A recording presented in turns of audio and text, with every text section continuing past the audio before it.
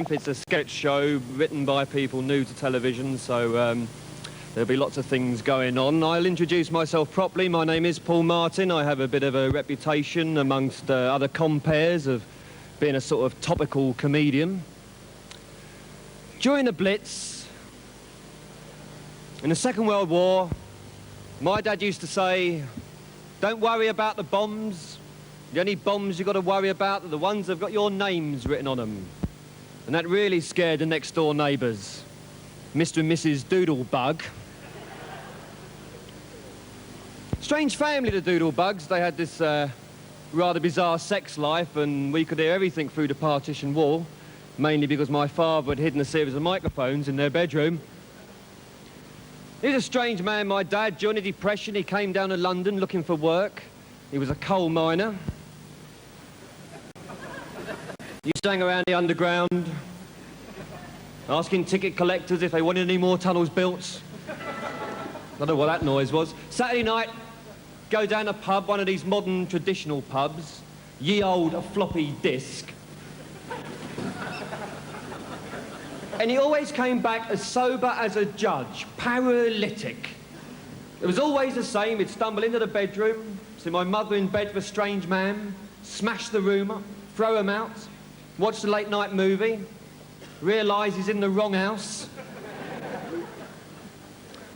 I was reading in the Reader's Digest a couple of months ago, you know, there's more people die in hospitals than in snack bars. Makes you think, doesn't it? I know where I'm going when I get a heart attack. Spud you like. You can't take chances. When I was 7, I had a heart swap operation. I swapped mine for a bike. I was reading in the London Standard 2 weeks ago, the very first tube station ever opened was Baker Street in 1888. And I thought, what was the point of that? Where would you go? Would you buy a return ticket? I remember one day my dad sat me down on the edge of the window ledge. He looked me in the eye. He said, Terry, I've made up my mind. I'm going to be a memory man. I said, my name's Paul, Dad. He said, Terry, what's the difference between a memory man and an undertaker? I said, I don't know. He says, well, a memory man remembers convoluting facts from the rear of his cranium, and an undertaker buries people. Do you know, I've never forgotten that. I remember just before I left school, the careers teacher called me into his office. I think it was his way of taking the piss. He said, with your qualifications, 25 yards breaststroke, you can either join British Railways or you can sign on. And you don't want to sit around all day doing nothing, so you might as well sign on. But I'd like to introduce the first element of tonight's show. A big round of applause, please, for the Bouncing Dead. I have to chat away now while they remove all that thing silently behind me. As I was saying earlier, by the way, I live locally. I always have lived locally. Wherever I live, I always make damn sure it's local, you know. There's no point in living 10 miles from your house. I mean, you'd never get back at night, would you? I live in a part of London called Brixton. My ex... Somebody cheer, then. I'll just go through the A to Z and everybody will be happy then, won't they? I'll mention Tottenham later on. I'm sure there's some people over there feeling left out. I live in Brixton. My ex-girlfriend didn't. She lived in Milton Keynes because it was nearer the shops. Council have a special category for my type of accommodation. They call it a shithole. I've got no facilities. Well, I admit there is an outside toilet, but that's in Aberdeen. I got it on a timeshare with a bloke from Grimsby. Can't wait for the last 2 weeks in March.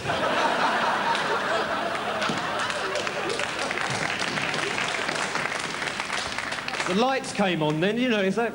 There must be something about every time we clapping sets off a light meter or something. It's a tasteful ceiling. Now, I should explain, this jacket's a mistake. Definitely is, you know. I can actually say anything I like, you know. I can say something like that Jimmy Tarbuck fucks sheep.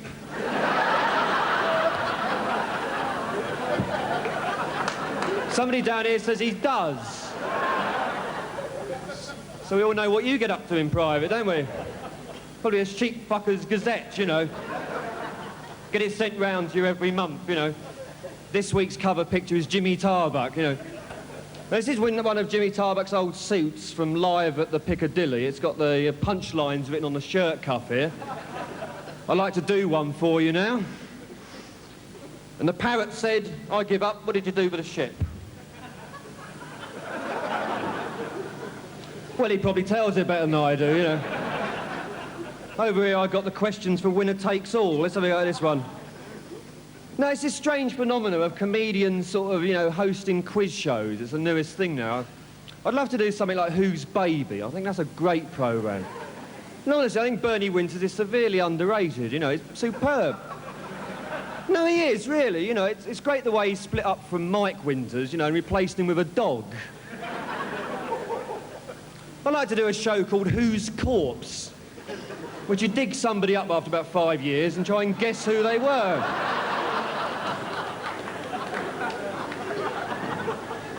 It may interest you to know I'm making this all up entirely because I'm worried about, because I have to come back every so often when there's a cock-up and come back and say, oh, well, something went wrong there. So I'm desperately trying not to use any of my material. Somebody's a bit of a chain smoker there, aren't they? Joke about smoke machine which nobody understood, but there we are. I was standing at a bus stop once, there was a bloke next to me with only one leg. I looked at my 2 legs, I looked at his 1 leg, and I remember thinking, I bet you're rubbish at table tennis.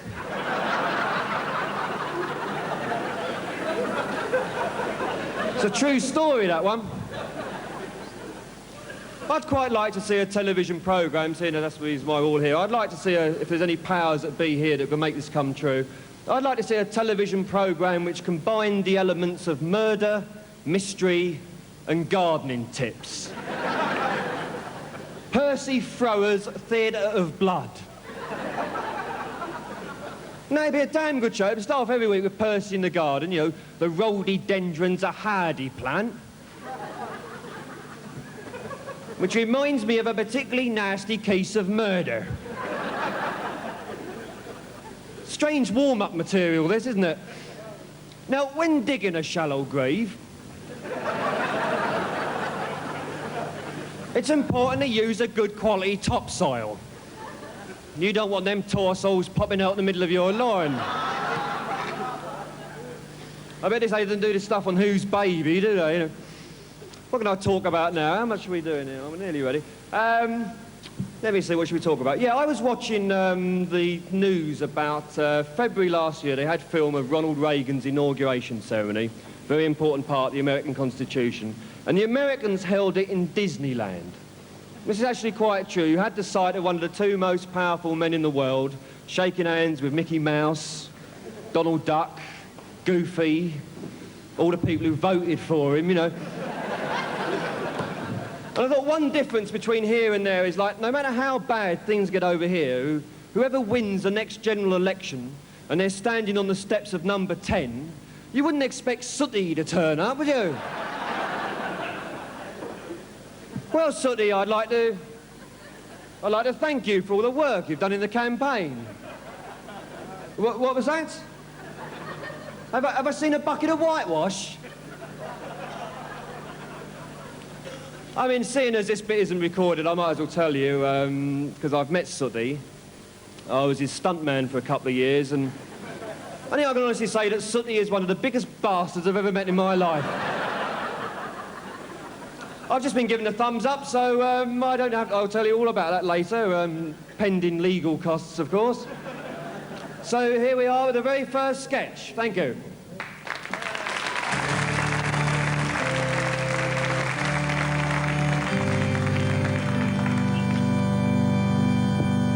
Well, there we had, that was the first half, particularly finished with Nick Revell's authentic Welsh accent, which, if you closed your eyes, you'd swear you were in Warsaw, but there we are. No, so I can say that, because I know I hate him. We're coming up to a totally unrehearsed part of the evening. This bit is totally improvised. It's audience participation. It's the interval. Go to the bar, get your drinks, and see you back in about a quarter of an hour. Thank you very much. Thank you.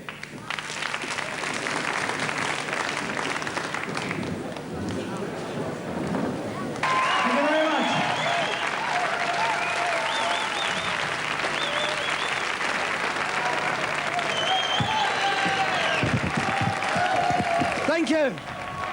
Thank you. Thank you. Thank you. Thank you very much, really. It's just nothing, really, you know. I've taken microphones onto the stage before, but it's the way I do it, really, isn't it? You know? I've been trying to think of getting a catchphrase. It's a good idea, you know. I thought the catchphrase I might have would be, in it marvellous. I can't think of actually how to use it, though, you know. You use it when you say something that's not very funny, like you say. I bought a meat pie the other day, I cut it open and it was full of fish. In it marvellous. The other catchphrase I thought of having was, not another pound of apples, Margaret, but... that one's more difficult to work out, really, isn't it? Does anyone remember that period on American television about 10, 15 years ago when you could only be a private detective if you were disabled?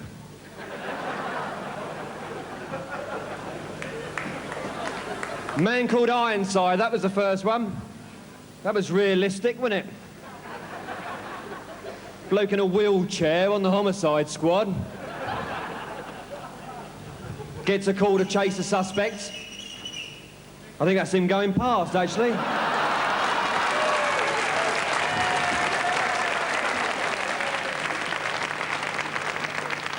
I see they've brought the fucked sofa back on.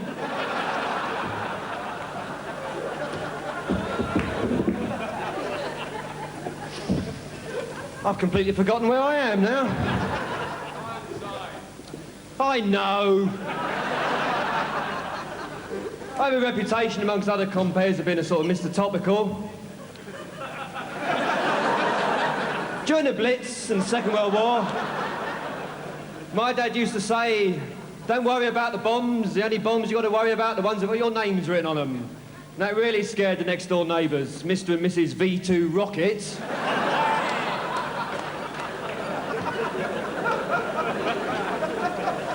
So Ironside, I mean, that was realistic. Bloke in a wheelchair on the homicide squad, you know, gets a call to chase a suspect. 10 minutes to get the chair down the stairs. Then there was Longstreet. He was the blind detective. Not too good at the old car chases, Longstreet.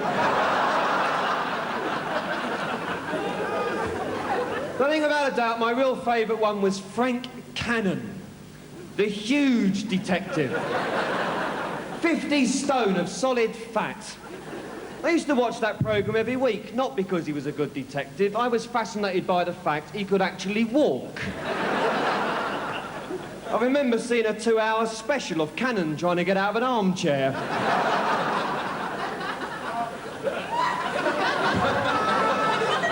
He's so rude.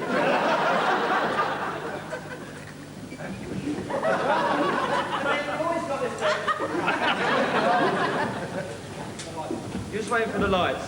Somebody's got to go out and put a shilling in the meter or something.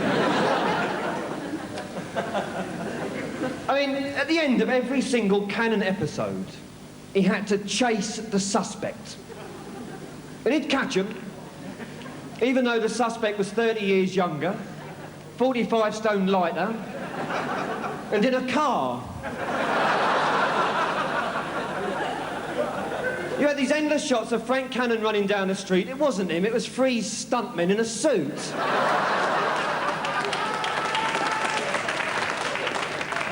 Lights didn't come on that time, did they? And sometimes this huge bloke would do undercover work. He would disguise himself by putting a hat on. And nobody recognised him, you know. Probably thought it was a mountain wearing a trilby or something. When I used to watch a lot of these programmes like Streets of San Francisco and Kojak and stuff, they went through this sort of arty period when they'd give them sort of like Shakespearean sounding subtitles. You know, it would be Kojak, Requiem for a Street Angel. And the first thing you see is a bloke bouncing off the roof of a Volkswagen, which I think's in Richard III. And one of my favourite plot lines was when you'd get a sort of local politician gets out of a car in the middle of nowhere, he's shot in the back, he's dead, the police are baffled, they haven't got a clue. Until into the police station walks the amateur cameraman who's caught the entire incident on film.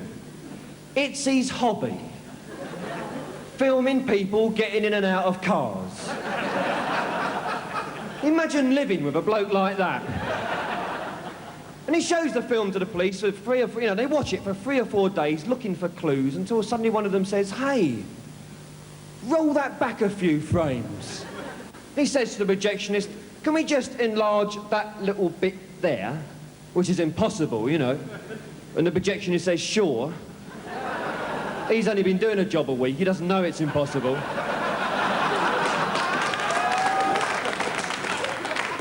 And they enlarge it, there's a bloke standing there with a machine gun. Not noticed him before, you know. Oh, I thought that was a pigeon. I wonder why a pigeon was wearing battle dress. And you get to the end of these programmes where you have the obligatory car chase. You've got 2 cars doing 80 miles an hour through the city centre. And suddenly, in between them, a lorry reverses out of a side street. This is assuming they've managed to avoid Longstreet making his way home, you know. Do we have enough petrol to drive round Cannon, that sort of thing.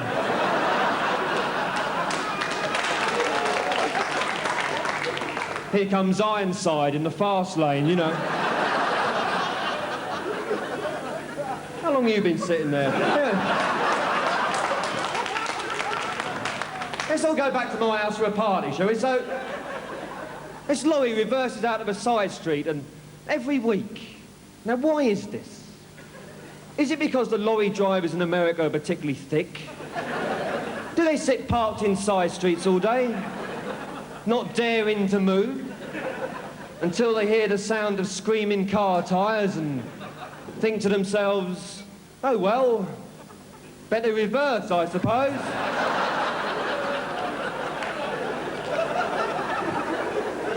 And then there's the pile of empty cardboard boxes.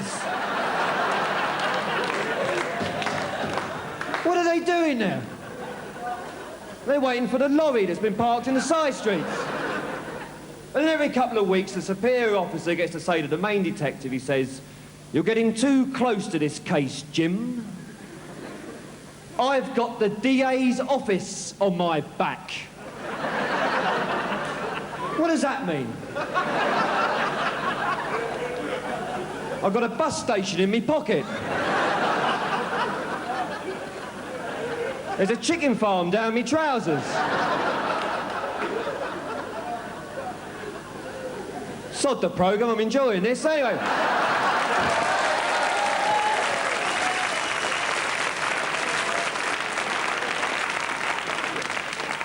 And he says, you can stay on the case, but you've only got 48 hours.